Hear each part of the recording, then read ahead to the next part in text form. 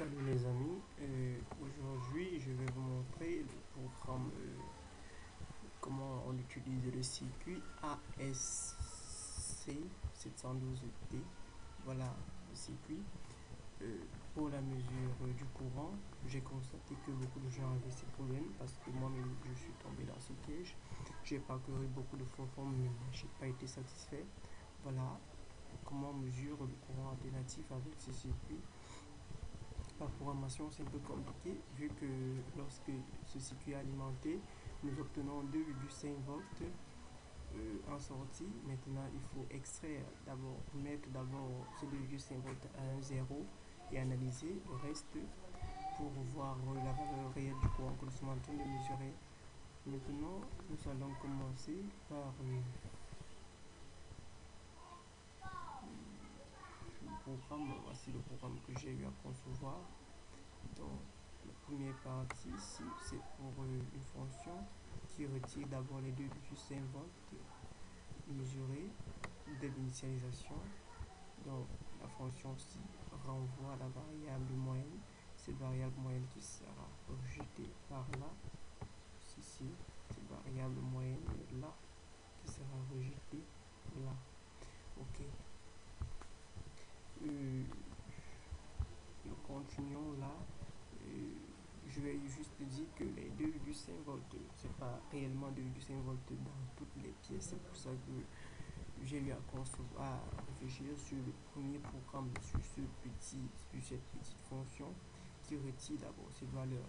Dans certains appareils, dans certains composants de ASC 712, ça peut être 2,55, 2,56, ainsi de suite. C'est pas 2,50 mètres. Donc en réalité, ça peut être 512 en conversion de 10 bits. Donc voilà.